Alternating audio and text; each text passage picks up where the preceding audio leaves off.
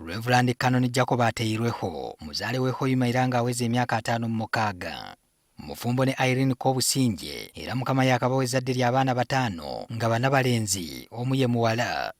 Ono yasookera mu busomesa era nga yakuguka mu ssomo lya kubala. What I had in mind was to become a head teacher of one of our Church of Uganda founded secondary schools. Ekyokuweereza Katonda yawuliranga nga kimulondoola nga akyali mu busomesa. My favorite song is hymn 174.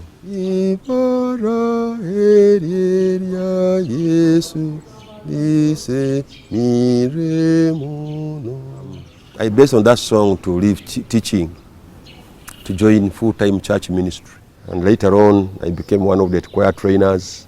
I became the youth leader of St. Peter's Cathedral Dinare. Olw'okubeeranga ennyo ku lutikko ng'aweereza, abalyoyi b'emyoyo agamba nabo baamusokaasokanga. The Reverend Canon now, Venerable Francis Barongo, the Archdeacon of Kigaya, was my vicar. He would encourage me to join church ministry. Mu kiseera ky'obuweereza bw'omulabirizi Wilson Tulumanya wakati wa 1989 ne 2022, Ateirweho yamuwandiikirako ku bbaluwa ng'amusaba nti bwe wabaawo omukisa gw'okusindikibwa atendekebwa obuweereza alowoozebweko. Kyokka kino omulabirizi eyaddako Nathan Kyamanywa ye yakimukolera. Most likely he read that letter I had written on my conviction to go for training. I joined UCU. Okutendekebwa obuweereza yakutandika 2003. Mu Gwokubiri 2005 yaweebwa obudyankoni ate mu Gwomusanvu omwaka gwe gumu n'aweebwa obwawule ng'alina diguli esooka mu by'eddiini.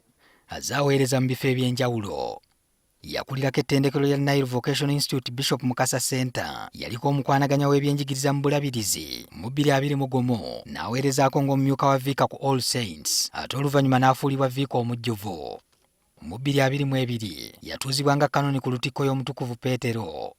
Yalabiddeawo omwaka guno ng'alondeddwa okufuuka Bishop ow'omukaaga ow'obulabirizi bwa Bunyoro Kitala ng'adda mu bigere by'omulabirizi Samuel Kahuma amazeeko emyaka 7 n'ekitundu. Amawulire g'okulondebwa kwe gaamuwa essanyu n'okutya. But in my heart I said, Lord, I on my own I cannot manage this task. Mu kuwayaamu naffe twagadde okumanya kyasinza abalala ekyamuwa enkizo okulondebwa n'akyogerako bw'ati. It's not that I'm so highly educated.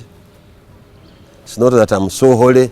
You cannot comprehend God and understand why he chose me. Atubulidde nti ebiruubirirwa agenda kuzimbira ku ebyo abaamusookawo bye baasimira omusingi. The first one is spiritual development. The second is leadership development. And the third is infrastructure development. Atulambululidde n'amaanyi ge we gali. First strength is my relationship with Jesus Christ. I endeavor to read the word of God. Then second, repentance.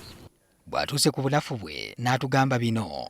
At times I'm easily angered, but one thing I thank God of, I don't have anger in my heart. And some people have said, you are also too quiet. Someone does such a thing and you just keep quiet. Mu bulamu bwe obwa bulijjo ng'oggyeko okuyimba anyumirwa akapiira ak'ebigere era akawano mu Uganda n'ebweru alina ttiimu z'awagira.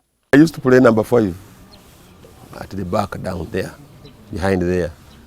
And I'm one of the supporters of our team, Kitara. Arsenal, yes. Arsenal is my team. Okuva lwe yalondebwa mu Gwokuna omwaka guno, abalabirizi ab'enjawulo bazze bamuteekateeka mu buvunaanyizibwa bw'omulabirizi. Ono yeesunga lwankya lw'anaayambala mu byambalo ebyoleka ekitiibwa ky'omulabirizi.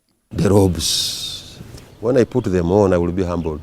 Patrick Ssenyondo, NTV ku ssaawa emu. May you grant them, Lord.